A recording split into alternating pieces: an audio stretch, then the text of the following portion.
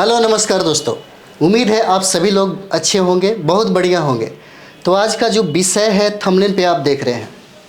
देखिए, कोई भी विद्यार्थी अगर सिविल सर्विस की तैयारी करना चाहता है, या तो पुराने विद्यार्थियों के लिए हो या नए विद्यार्थियों के लिए हो, या 70 अभी जो 30 सितंबर को एग्ज़ाम है उसका एग्ज़ाम देने वाला विद्यार्थी हो, सभी विद्यार्थियों के लिए ये जानना ज़रूरी है कि आखिर सिलेबस क्या है। अगर किसी भी कंपटीशन का तैयारी कर रहे हैं तो आपके लिए सबसे पहला जो प्रायोरिटी बनता है वो होता है सिलेबस की जानकारी और सिलेबस का अध्ययन करना, है ना। अगर सिलेबस का अध्ययन आप सही तरीके से कर रहे हैं, अगर सिलेबस आपके दिमाग में है, तो निश्चित तौर पे आप सफलता को प्राप्त करेंगे। निश्चित तौर पे बीपीएससी की तैयारी करने वाले बहुत ऐसे विद्यार्थी हैं जिनके पास तैयारी तो करते हैं लेकिन सिलेबस का ज्ञान तक नहीं है। तो हम ये कहना चाहेंगे कि कम से कम एक बार सिलेबस का अध्ययन करें, तब जाकर के आपको पता चलेगा कि हमको क्या पढ़ना है और क्या छोड़ना है। हम लोग आज बीपीएससी पे बात करेंगे। कंप्लीट सिलेबस की बात जो है, पीटी मेन की बात हम लोग करेंगे, है ना। तो चलिए हम लोग देखते हैं। सबसे पहले देखेंगे कि जब बीपीएससी का एग्ज़ाम हम लोग देखते हैं तो सबसे पहला चरण, यानी कि एग्ज़ाम जो होता है बीपीएससी का, वो 3 चरणों में एग्ज़ाम लिया जाता है। बीपीएससी का जो एग्ज़ाम है, बीपीएससी का एग्ज़ाम जो है वह 3 चरणों में होता है ना। 3 चरणों में इसका एग्ज़ाम होता है। सबसे पहला जो एग्ज़ाम है वह पीटी का हो जाएगा, प्रारंभिक परीक्षा का एग्ज़ाम होता है। जब आप प्रारंभिक परीक्षा पास करते हैं तब आपको अवसर मिलता है मेंस का एग्ज़ाम देने का, और ये दूसरा चरण हो जाता है आपका, ये दूसरा चरण हो जाता है और ये आपका पहला चरण है। पहला चरण प्रारंभिक परीक्षा का है। 150 प्रश्न यहाँ से पूछे जाते हैं। 150 प्रश्न, 1/3 जो है वो निगेटिव कर दिया गया। इसे पास करने के बाद आपको मौका मिलता है, अवसर मिलता है मेंस देने का। और जब मेंस में आप कटअप को पार करते हैं तब यहाँ पर आकर के आपको इंटरव्यू देने का मौका मिलता है। और इंटरव्यू आपका 120 नंबर का होता है, मार्क्स का। और यहाँ देखें तो मेन यहाँ पे पेपर 5 होता है, लेकिन 3 पेपर पे ही मेरिट लिस्ट बनता है, और ये टोटल जो मार्क्स हो जाएगा 900 नंबर का हो जाता है। ठीक है, तो चलिए हम लोग सबसे पहले प्रारंभिक परीक्षा के बारे में जानते हैं। देखिए, प्रारंभिक परीक्षा के लिए जो सिलेबस है हमारा, है ना, जो सिलेबस है हमारा, उसे याद रखना बहुत ज़रूरी है। अगर आप मेंस का एग्ज़ाम दे रहे हैं या पीटी का एग्ज़ाम दे रहे हैं और तैयारी आपका प्रॉपर है कि हमको कंप्लीट ही करना है। बहुत ऐसे विद्यार्थी हैं जो सिर्फ लगे रहते हैं, बहुत कम ऐसे विद्यार्थी हैं जिनको लगता है कि हमको कंप्लीट करना चाहिए। तो जहाँ तक मेरा मानना है, अगर हमारे यहाँ जो विद्यार्थी आते हैं पढ़ने के लिए, सबसे पहले जो नए विद्यार्थी हो या जो पुराने विद्यार्थी हो, जो कम से कम बहुत दिनों से रहने के बावजूद भी उनका पीटी नहीं हो पाता, उन विद्यार्थियों को हम यही कहते हैं कि आपका अपना जो तैयारी है, ऑफिसर बनने का जो सफ़र, जो सिलसिला है, यह आपका जो प्रारंभ होना चाहिए मेंस के तैयारी से होना चाहिए, है ना, मेंस के तैयारी से होना चाहिए। लेकिन पटना जैसे शहरों में लगभग 95% लोग इसकी तैयारी आपको पीटी से ही करते हैं। प्रारंभिक परीक्षा है, यहीं से शुरुआत करते हैं।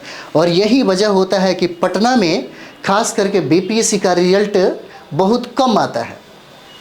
बीपीएससी का जो फाइनल रिजल्ट होता है बहुत कम रिजल्ट आता है, लेकिन विद्यार्थियों की संख्या पूरे भारत में, अगर दिल्ली इलाहाबाद की बात करें तो उससे कहीं ज़्यादा संख्या आपको बिहार के पटना में विद्यार्थी बीपीएससी का तैयारी करता हुआ नजर आएगा। अधिकतर बहुत सारे विद्यार्थी हैं यहाँ पे तैयारी कर रहे हैं, और सबसे ज़्यादा फोकस लोग प्रारंभिक परीक्षा पे ही देता है, पीटी पे ही देता है। क्योंकि बहुत ऐसे विद्यार्थी का कहना है कि अगर पीटी ना हुआ तो फिर मेन देने का क्या फ़ायदा, पीटी हो भी नहीं करेगा तो मेंस कैसे होगा। लेकिन अगर कोई विद्यार्थी मेंस की तैयारी करता है तो लगभग 40 से 50% उसका हिस्सा जो है पीटी का तैयारी हो जाता है। अभी के समय में जो प्रश्न पूछे जाते हैं जिस तरीके से प्रश्नों का लेवल बढ़ाई जा रही है, उस तरीके के प्रश्नों को सॉल्व करने के लिए जो विद्यार्थी मेंस का तैयारी किया रहेगा, वही पीटी में 100 प्रश्नों को बना के आएगा। ठीक है, तो सबसे पहले हम लोग सिलेबस को समझेंगे कि आखिर सिलेबस में हमें क्या क्या पढ़ना है। पीटी में हमें क्या क्या पढ़ना है ना, प्रारंभिक परीक्षा में हमें क्या क्या पढ़ना है। तो देखिए, सबसे पहले अगर हम लोग बात करें पीटी का, तो हमें 8 सेक्शन पढ़ना होता है बीपीएससी में। यह बहुत बड़ा मुश्किल वाला काम है, इतना आसान नहीं होता। लेकिन अगर एक साल अगर डिसिप्लिन में रह के आप तैयारी कर लिए और डेली आप अपना स्टडी 8 से 10 घंटा कर लिए, तो बीपीएससी बहुत बड़ी बात नहीं होता। लेकिन बात यह है कि सफल और असफल में कुछ अंतर होता है। सफल वो विद्यार्थी हो जाते हैं जो किसी भी हालत में और किसी भी तरह 8 से 10 घंटा डेली पढ़ते हैं, और जो असफल होते हैं उन दोनों में कोई खास अंतर नहीं होता है, बहुत कम का अंतर होता है। जो असफल विद्यार्थी होते हैं उनमें एक चीज़ की कमी होती है, वो डेली नहीं पढ़ पाते। जब एग्ज़ाम का समय आएगा, 2 महीना जब बच्चा रहेगा, 2-3 महीना बच्चा रहेगा, तब अपनी पूरी एनर्जी वहाँ पे लगाते हैं। अब ज़रा सोच के देखिएगा, अगर आपको 150 रोटी एक दिन में दे दिया जाए खाने को, तो नहीं खाइएगा, है ना। लेकिन अगर 5 रोटी रोज़ दिया जाए तो 30 दिन में आराम से खा लेते हैं। और यही एक दिन में खाने का कोशिश किया जाता है असफल विद्यार्थियों के द्वारा। वो सोचते हैं कि 2-3 महीना में हम इतना मतलब पूरा का पूरा एनर्जी लगा देंगे तो पीटी हो जाएगा। ऐसा नहीं होता है। और ये होता है सफल विद्यार्थियों के लिए। सफल विद्यार्थियों में एक खास बात यही है कि वो डेली पढ़ते हैं, डेली 8 से 10 घंटा मेहनत करते हैं। चाहे उनके फ्रेंडों के बीच में हैप्पी बर्थडे क्यों ना मनाई जाए, पार्टी सार्टी क्यों ना हो, है ना, ये सब करने के बावजूद भी वो रोज़ डेली 8 से 10 घंटा पढ़ते हैं। अगर डेली से 8 से 10 घंटा अगर डिसिप्लिन में पढ़ा जाए तो बीपीएससी में बहुत अच्छा रैंक आ जाता है। तो सबसे पहले हम लोग बात करते हैं कि पीटी में क्या क्या पढ़ा जाए। हमने कहा था कि 8 सेक्शन होता है इसका। 8 सेक्शन में हम लोग बांट के इसको देखेंगे और 8 सेक्शन से ये प्रश्न पूछे जाते हैं। 8 सेक्शन में हम लोग पहला देखते हैं। पहला जो सबसे ज़्यादा सवाल पूछा जाता है हिस्ट्री से। सबसे ज़्यादा सवाल आपको हिस्ट्री से पूछता है और यहाँ पे 3 सेक्शन होते हैं। एक आपका हो जाएगा एंशिएंट इंडिया, है ना, प्राचीन भारत का इतिहास हो जाएगा। और दूसरा हो जाता है मेडिवल इंडिया, दूसरा हो जाएगा मेडिवल इंडिया। और तीसरा है वो आपका हो जाएगा मॉडर्न इंडिया हो जाएगा। ये तीसरा आपका मॉडर्न इंडिया है।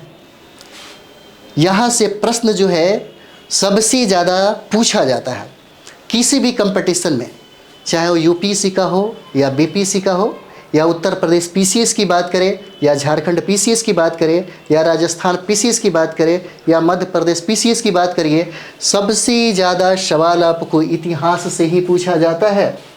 सबसे ज़्यादा सवाल जो है आपका इतिहास से ही रहता है। और जब आप बीपीएससी की तैयारी कर रहे हैं तो सबसे ज़्यादा फोकस आप मॉडर्न इंडिया पे करिए, यानी कि सबसे ज़्यादा सवाल जो है आपको मॉडर्न इंडिया से पूछा जाता है। ठीक है, तो पहला सेक्शन की हम लोग बात किए जो आपके सिलेबस में है। ठीक है, दूसरा जो आपका पेपर हो जाता है यहाँ पे, वो हो जाएगा जो सब्जेक्ट है वो हो जाता है ज्योग्राफी का, है ना। ये आपका ज्योग्राफी हो जाएगा और ज्योग्राफी को हम लोग 3 भागों में बांट के देखेंगे और यहाँ से सवाल पूछा जाता है। सबसे पहले तो हमारा इंडियन ज्योग्राफी हो जाएगा, है ना। सबसे पहले हमारा इंडियन ज्योग्राफी हो जाता है जो बीपीएससी में सबसे ज़्यादा सवाल यहीं से पूछा जाता है। उसके बाद जो दूसरा सेक्शन इसका है वो आपका हो जाएगा वर्ल्ड का ज्योग्राफी हो जाएगा, विश्व का ज्योग्राफी। और तीसरा जो सेक्शन हो जाता है वो बिहार का ज्योग्राफी है ना, बिहार का ज्योग्राफी है।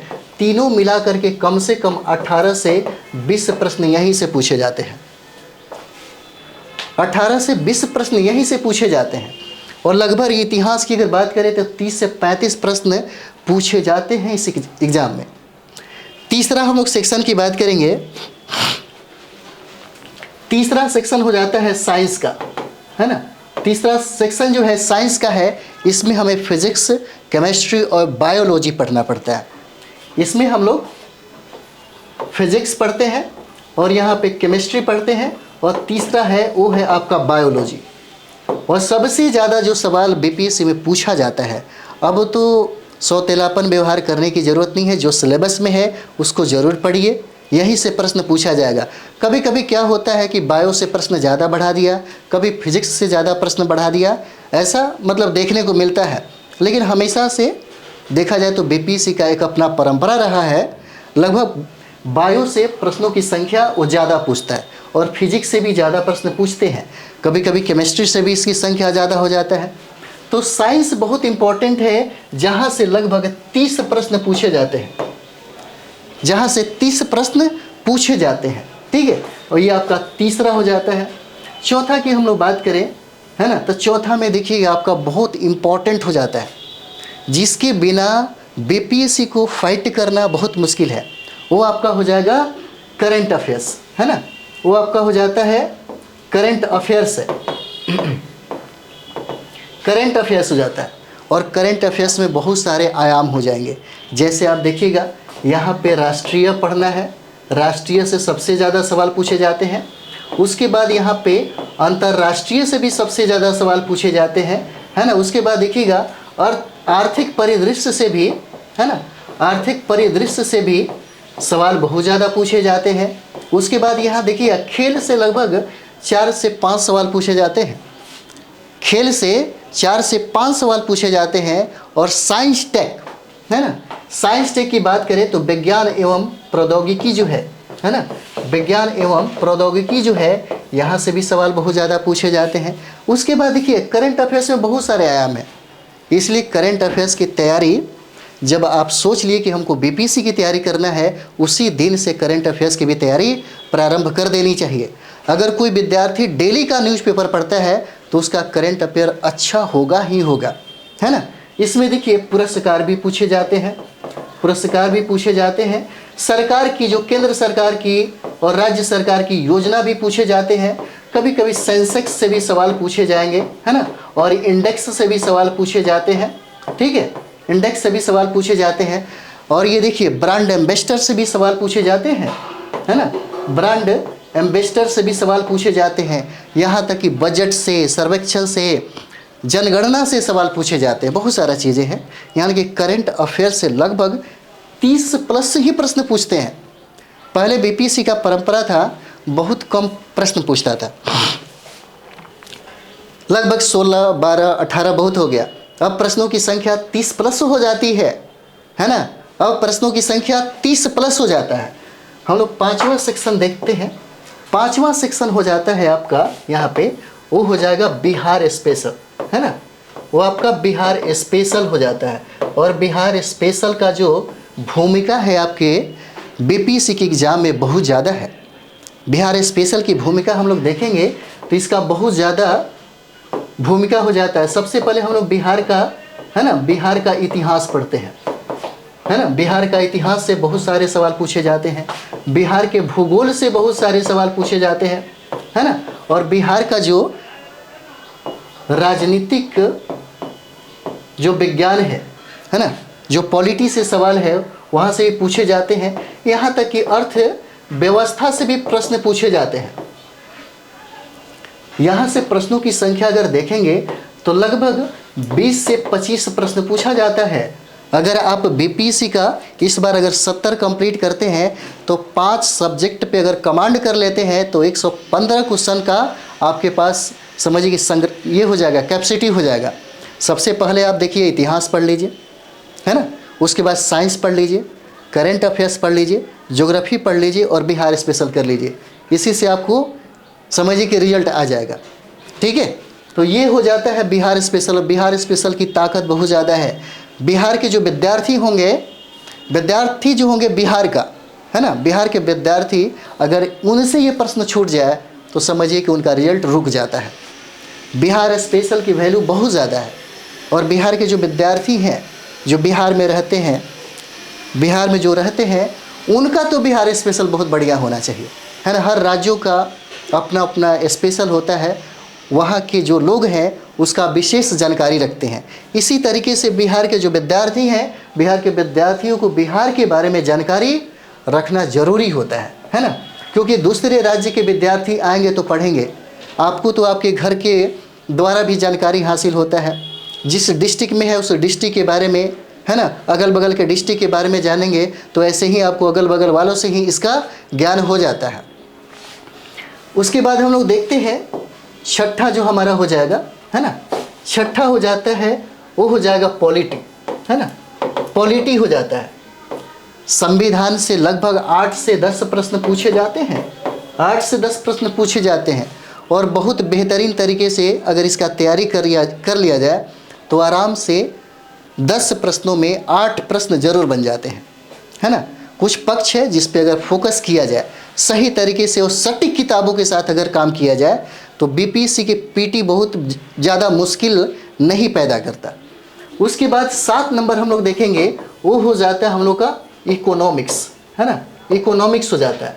इकोनॉमिक्स से भी जैसे अगर हम लोगों के पास फंडामेंटल इसकी जानकारी है, अगर बेसिक जानकारी है, तो करंट अफेयर्स के कुछ डाटा को अगर हम लोग संग्रहित कर लें तो आराम से 8 से 10 प्रश्नों में 7 या 6 प्रश्न आराम से बना ही लेते हैं। उसके बाद 8वां सेक्शन जो हमारा हो जाता है वो हो जाता है मैथ प्लस रीजनिंग का हो जाता है ना। यहाँ से 10 प्रश्न पूछे जाते हैं। बहुत ऐसे विद्यार्थी हैं जो 10 में 10 नंबर लेके आते हैं, जिनका मैथ और रीजनिंग पे कमांड है उनका 10 तो ऐसे भी मिल जाता है। जो विद्यार्थी साइंस बैकग्राउंड का होगा, है ना, साइंस बैकग्राउंड वाले विद्यार्थी को देखिए कहाँ कहाँ फ़ायदा मिलता है। मैथ में हो जाएगा 10 नंबर हो जाएगा, 30 नंबर का साइंस पूछता है, यहाँ भी हो जाएगा। साइंस टेक से आपका 5 नंबर पूछता है। अगर उनकी करंट की तैयारी अच्छा होगी तो समझिए यही सब चीज़ से उनका रिजल्ट क्या होता है, हो जाता है, आराम से रिजल्ट हो जाता है। बहुत महत्वपूर्ण भूमिका निभाता है साइंस और साइंस टेक, है ना, और मैथ रीजनिंग, ठीक है। तो ये हमारा पीटी से प्रश्न जो बनता है ये सिलेबस है, और सिलेबस को याद रखना बहुत ज़रूरी होता है। ये जो सिलेबस जो देख रहे हैं, इस सिलेबस को जो 8 सेक्शन पे हम लोग बात किए हैं, उस 8 सेक्शन को अच्छे तरीके से, है ना, याद रखना बहुत ज़रूरी है। और सबसे ज़रूरी होता है कि कौन से टॉपिक में हमको क्या पढ़ना है ना, और कहाँ से प्रश्न हमेशा पूछे जाते हैं, ठीक है। पढ़ने का भी तरीका होता है, पढ़ने का भी टेक्निक होता है। अगर ये सारी चीज़ें हम लोग अपना ले तो बहुत बड़ी बात नहीं होता है। बहुत ऐसे विद्यार्थी को आप देखते होंगे कि 1 साल में ही कंप्लीट कर जाता है, 1 से 2 बार एग्ज़ाम दिया और कंप्लीट किया और चला गया। जो नए विद्यार्थी हैं, जो ऊर्जा से भरे हुए हैं, लबालब हैं, सुपर एनर्जी से लबालब हैं, अगर उनको सही गाइडलाइन दिया जाए और सही और सटीक किताबें दिया जाए, है ना, तो बहुत ऐसे विद्यार्थी हैं जो पूछते हैं कि सर हमें ये बता दीजिए कि हमको कितना पढ़ना है ना, कहाँ से प्रश्न आएगा, ठीक है, कौन सी किताबें पढ़नी होगी, और एग्ज़ाम का डेट भी बता दीजिए। फिर देखिए हम तैयारी कितना ज़बरदस्त करेंगे, है ना। फिर हमसे कोई अगर आगे बढ़ जाए तब फिर देखिएगा। ऐसे बहुत कम विद्यार्थी आते हैं और उनका रिजल्ट होना ही होना है। जुनून, जोश खरोश, है ना, सटीक गाइडलाइन मिलता है, सटीक किताबें मिलती है, एक सही डिसिप्लिन में तैयारी करते हैं तो उनके लिए बहुत इजी हो जाता है ना, बहुत इजी होता है। बीपीएससी में ऑफिसर बनना बहुत बड़ी बात नहीं है। लोग बहुत ही समय से सही गाइडलाइन नहीं मिल पाता, जिसके वजह से लोग लगे रहते हैं। बहुत ऐसे विद्यार्थी हैं जिनके माता पिता, भाई बंधु, कोई ना कोई है उनकी ज़िंदगी में सही तरीके से गाइड करने वाला। उन विद्यार्थियों की जो रिजल्ट है 100% हो ही जाता है, ठीक है। तो यहाँ पे हम लोग पीटी देखें, उसके बाद देखिएगा मेंस का क्या सिलेबस है। देखिए, जो प्रॉपर कहा जाए कि सिविल सर्विस का जो रियल स्टूडेंट है वो सबसे ज़्यादा फोकस आपको मेंस पे ही करता है, सबसे ज़्यादा फोकस। सपोज दैट अगर मान भी लीजिए आपका पीटी हो भी जाता है ना, गलती से मान लीजिए या आपके मेहनत के बदौलत अगर आपका पीटी हो भी जाता है, अगर आपने कभी मेंस की तैयारी नहीं करा है ना, तो पीटी का रिजल्ट होने के बाद भी आपका मेंस नहीं होगा, फिर क्या फ़ायदा, है ना। फिर आपको वहीं जाना होगा जहाँ से आप तैयारी शुरू किए थे। इसलिए हम अपने विद्यार्थियों को ये बार बार कहते हैं कि आपकी जो तैयारी है देर ही सही लेकिन मेंस से होना चाहिए। पहले मेन का तैयारी करिए, मेन की तैयारी करने के बाद सफ़र शुरू होता है पीटी का। जब आपको लगता है कि हम मेन में काबिल हो गए हैं, मेंस हमारा लेवल प्राप्त हो गया है और मेंस में हमारी पकड़ बन गई है, तब आप वहाँ से शुरू करिए कि अब पीटी तैयार करिए। और जब आपका पीटी हो जाएगा ना, जब आपका पीटी हो जाएगा तो मेंस किसी से भी नहीं रुकेगा, आपका मेन किसी से भी नहीं रुकेगा। मेंस निश्चित तौर पे आप ही का होगा। और जब मेंस आपका होगा तो इंटरव्यू जब आप देने जाएंगे तो वहाँ पे सिलेक्शन भी आप ही का होगा। देखिए मेंस क्या करता है, मेंस में आपको अगर पकड़ बन गया, ठीक है, तो एक ही बार में आपका सिलेक्शन हो जाता है। लेकिन अगर पीटी में आप कितना हूँ काबिल हैं और मेंस में आप जीरो हैं तो इसका कोई फ़ायदा नहीं है ना, कोई फ़ायदा नहीं है। तो चलिए हम लोग मेंस में देखते हैं क्या क्या हम लोग को पढ़ना होता है ना। देखिए मेंस में 5 पेपर होता है ना।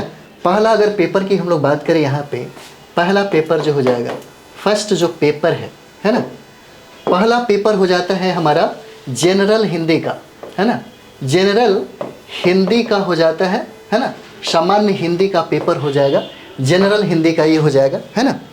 और ये जो है प्रश्न जो पूछे जाते हैं, यह प्रश्न 100 मार्क्स का हो जाता है और टाइम आपको यहाँ पे जो देता है 3 घंटे का टाइम देता है ना।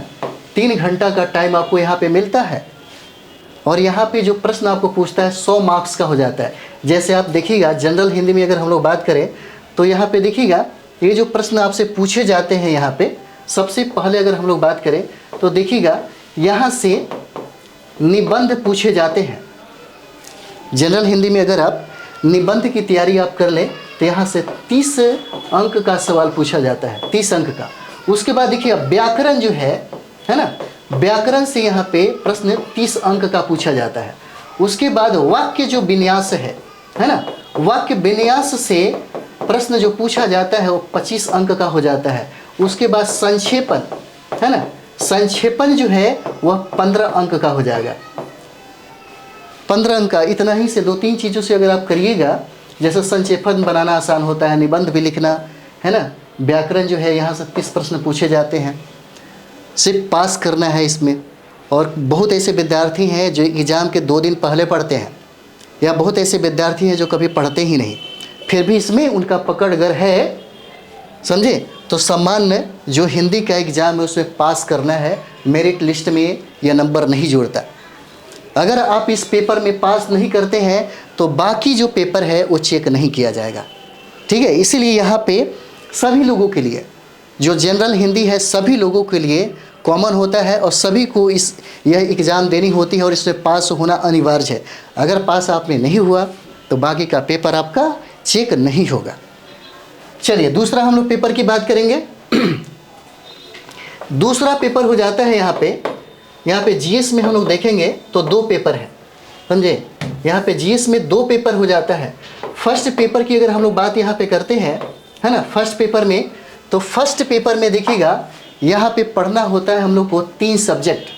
पहला हम लोग को हिस्ट्री पढ़ना है, ठीक है, आर्ट एंड कल्चर, कला एवं संस्कृति से प्रश्न पूछे जाते हैं। आधुनिक भारत, आजकल तो प्रश्नों का भरमार भी हो गया है, अब तो तैयारी बहुत ज़्यादा करना पड़ेगा। बहुत सारा जो है शॉर्ट नोट्स बना के रखना पड़ेगा, है ना। छोटे छोटे प्रश्न भी पूछने की परंपरा बनती जा रही है, बिल्कुल यूपीएससी के स्टाइल में। तो जब तक आप अपनी तैयारी सही तरीके से, सही गाइडलाइन में और सटीक किताबों के साथ नहीं करते हैं तब तो बहुत मुश्किल हो जाएगा। और बहुत ईजी होता है मेंस जो होता है ना, वो पीटी से कहीं ज़्यादा ईजी होता है। मेंस की तैयारी बहुत ईजी होता है, लेकिन बात यह है कि बहुत सारे विद्यार्थी इस चीज़ से भागते हैं, बहुत सारे विद्यार्थी जो है यहाँ पे भागते हैं। देखिए दूसरा इसमें पेपर होता है इंटरनेशनल रिलेशन कहिए, है ना, या करंट अफेयर्स कहिए। दूसरा पेपर इसमें फर्स्ट पेपर में हम लोग देखेंगे जो दूसरा सब्जेक्ट आपका इंटरनेशनल रिलेशन या करंट अफेयर्स का होता है, और तीसरा जो सब्जेक्ट है वो डीआई का होता है या स्टैटिक्स का होता है ना। और ये तीनों का मार्क्स अगर जोड़िएगा तो ये तीनों का मार्क्स 300 नंबर का होता है। और टाइम यहाँ पे देता है, समय आपको 3 घंटे का मिलता है ना, समय यहाँ पे 3 घंटे का मिलता है। बहुत ऐसे विद्यार्थी हैं यहाँ पे मार्क्स बहुत बढ़िया लाते हैं, लगभग 180 भी हो जाता है। हमारा एक फ्रेंड था 214 नंबर लाया था यहाँ पे। अगर जैसे देखेंगे तो अगर डीआई आपका अच्छा है, स्टैटिक्स अगर आपका अच्छा है, तो फिर आपका नंबर नहीं कटेगा, यहाँ पे सॉलिड नंबर आपको मिलता है। अगर आपका इतिहास पे अच्छा पकड़ है, व्याख्या अगर अच्छा है, आपने 1 साल का न्यूज़पेपर पढ़ा, अगर प्रतियोगिता दर्पण पढ़ा या मैगजीन पढ़ा, और आपके विश्लेषण, आपकी बौद्धिक क्षमता, आपकी लेखन कला अगर बहुत ही उत्कृष्ट है, तो आपका नंबर इन दोनों में बहुत बेहतर मिलेगा। इसमें नंबर उठाना बहुत आसान होता है, विद्यार्थियों को इसमें नंबर उठाना बहुत आसान होता है। लेकिन सेकंड जो पेपर है आपका, जो हम लोग अभी चर्चा करने वाले हैं, है ना, ये हमारा जो सेकंड पेपर है, ठीक है। देखिए सेकंड जो पेपर हो जाएगा जीएस का, जो सेकंड पेपर है, इसमें पूछता है सबसे पहले पॉलिटी से सवाल पूछे जाएंगे, है ना, पॉलिटी से सवाल पूछे जाएंगे। नेक्स्ट जो हमारा सब्जेक्ट होगा वो इकोनॉमिक्स, है ना, इकोनॉमिक्स और प्लस में ज्योग्राफी से सवाल पूछे जाएंगे, दोनों एक साथ। और तीसरा जो हो जाएगा सब्जेक्ट, यहाँ पे साइंस टेक से सवाल पूछे जाते हैं, साइंस एंड टेक से सवाल पूछा जाता है, और ये भी आपको 300 नंबर का रहेगा। और इसमें भी आपको जो टाइम मिलता है वो 3 घंटे का रहेगा, 3 घंटे का। लेकिन इसमें नंबर उठाना थोड़ा टफ है, लेकिन उन लोगों के लिए बहुत आसान है जिनको लेखन कला पे बहुत अच्छा पकड़ है, जिनका विश्लेषण एनालिटिक अप्रोच बहुत ही अच्छा है, जिनकी तैयारी इसमें उन्होंने गहन अध्ययन किया है, जिनकी समझ विकसित है, उनका मार्क्स इसमें सबसे बेहतर नंबर आता है। अगर कोई भी विद्यार्थी का अगर इसमें बहुत अच्छा मार्क्स दिया, 160 प्लस अगर आ जाता है, 170 180 प्लस अगर आ गया, तो समझिए कि 1 to 50 के बीच में उसका रैंक आ जाता है। बहुत बढ़िया। इसमें नंबर उठाना वो स्मार्ट विद्यार्थी होते हैं दिमागी रूप से, जिनको लिखने की कला, जिनकी शब्दों पे पकड़ है, जो शब्दों से खेलना जानते हैं, वही विद्यार्थी इसमें नंबर लाएंगे। जिन्होंने 1 साल के अंदर में कुछ नोट्स बनाई हो, कुछ स्टडी किया हो, हमेशा रिवाइज किया हो, हमेशा प्रैक्टिस किया हो, और लिखने की कला जो है उसके अंदर अगर आ गया, अगर उत्कृष्टता अगर आ गई, तो समझिए कि इसमें बहुत बढ़िया नंबर लाएगा, ठीक है। और तीसरा जो पेपर है जो बीपीएससी ने बना दिया, तीसरा पेपर है ना, ये आपका चौथा पेपर हो जाएगा। जो फोर्थ पेपर जो हो जाता है वो हो जाएगा निबंध, है ना।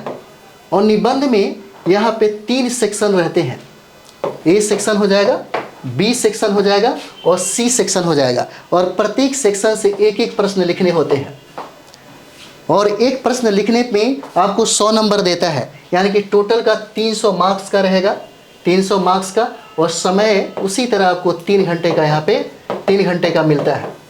लेकिन निबंध के लिए कोई स्पेशल अगर कहा जाए तो आप नहीं देखते होंगे कि जैसे कोई व्यक्ति को आपने नहीं सुना होगा कि रीजनिंग से कोई आदमी ग्रेजुएशन किया हो या पीएचडी किया हो या पीजी किया हो, यह मैथ का एक भाग है।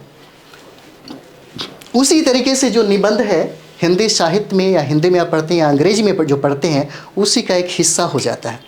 देखिए निबंध का डिमांड इसीलिए किया गया कि अगर आपने एक निबंध लिख दिया और कोई विद्यार्थी, कोई ऐसा टीचर आपके निबंध को अगर पढ़ लिया, तो आपके पूरे व्यक्तित्व के बारे में वो जान जाएगा कि आपका पर्सनालिटी कैसा है। निबंध में इतनी ताकत होती है।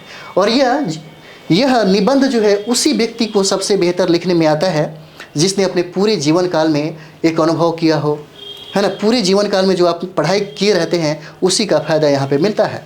और सबसे जो सटीक जो बात अगर निबंध की हो जाए, है ना, तो यहाँ पे 3 सेक्शन से सवाल पूछे जाते हैं। और इसके लिए बहुत ज़रूरी है कि रोज़ का, है ना, डेली का न्यूज़पेपर पढ़िए, मैगजीन पढ़िए, कुछ डिबेट भी देखा करिए, कुछ टीचर हैं उनसे गाइडलाइन करिए, है ना। और अपनी जो बौद्धिकता है उसको बढ़ाने की कोशिश करिए, आपकी जो तार्किकता है उसको बढ़ाने की बात करिए। और जो जितना व्यापक दृष्टिकोण रहेगा, है ना, उतना ही इसमें बेहतर नंबर आपका मिलेगा। तो ये हो जाता है आपका निबंध, ठीक है। ये चौथा पेपर हो गया। और पांचवा जो पेपर है आपका, पांचवा जो पेपर है ना, पांचवा पेपर है वो हो जाता है ऑप्शनल, है ना, ऑप्शनल पेपर का हो जाएगा। ऑप्शनल पेपर का है। कोई भी विद्यार्थी कोई भी पेपर ऑप्शनल में रख सकता है। बहुत ऐसे विद्यार्थी हिस्ट्री रखते हैं, बहुत ऐसे विद्यार्थी ज्योग्राफी ही रखते हैं, बहुत ऐसे विद्यार्थी इकोनॉमिक्स रखते हैं। उनके मर्जी के ऊपर निर्भर करता है। अगर कोई भी आदमी पेपर अगर ऑप्शनल पेपर में अगर हिस्ट्री रखता है या कोई भी रखता हो तो यहाँ पे 100 प्रश्न पूछे जाते हैं, है ना। 100 प्रश्न रहते हैं और 100 मार्क्स के रहते हैं, और इसमें भी आपको 3 घंटे का टाइम मिलता है। लेकिन यह जो पेपर है मेरिट लिस्ट में ऐड नहीं होता। ऐड होता है आपका जीएस का दोनों पेपर और निबंध आपका ऐड होता है ना। और टोटल जो मार्क्स यहाँ पे ऐड करिएगा तो 900 नंबर का हो जाता है ना। 900 नंबर पे ही आपका मेरिट लिस्ट बनता है। अगर आपने 900 में कट ऑफ को पार किया, मेंस में अगर इंटरव्यू को पार करना है तो आपको कट ऑफ पार करना होगा। अगर आपने कट ऑफ पार किया तब जा कर के आपका इंटरव्यू होगा, है ना। और इंटरव्यू होता है 120 नंबर का। अगर हम लोग यहाँ पे देखेंगे तो इंटरव्यू जो है 120 नंबर का होता है। इस तरीके से अगर हम लोग देखें तो 900 और 120 नंबर कितना हो जाएगा, 1020 नंबर का होता है टोटल। और यहीं पे फाइनल जो रिजल्ट है मेरिट के आधार पे बनाई जाती है। फिर अगर आप रिजल्ट के अंदर आते हैं तो आपका सिलेक्शन हो जाता है। बहुत ईजी है ना, बहुत ईजी है एग्ज़ाम को फाइट करना। लेकिन सही तरीके से डेली पढ़ना होता है 8 से 10 घंटा। अगर रोज़ 8 से 10 घंटा पढ़ते हैं तो कोई भी कंपटीशन आराम से आप फाइट कर जाएंगे। बहुत ऐसे विद्यार्थी हैं रोज़ नियम बहुत सारे विधान बनाते रहते हैं लेकिन उसको लागू नहीं कर पाते हैं। अगर आप 6 महीना लागू करिए तो आपका आत्मा कहेगा कि अब ऑफिसर हम ही बनेंगे, है ना। कॉन्फिडेंस पैदा हो जाता है। मेहनत के ऊपर ही सब कुछ है, इसमें मेहनत बहुत लगता है। 8 से 10 घंटा रोज़ पढ़ना इतना भी आसान काम नहीं है, बहुत मुश्किल काम है ना। अगर कोई विद्यार्थी अगर इसे पार कर गया तो अगली बार उसका सिलेक्शन हो जाता है। तो यही है सिलेबस। इतना सिलेबस को याद रखना बहुत ज़रूरी है, ठीक है। तो चलिए हम मिलते हैं अगले वीडियो में। आप लोग तैयारी करिए, बहुत अच्छे से तैयारी करिए, ठीक है। Thank you very much.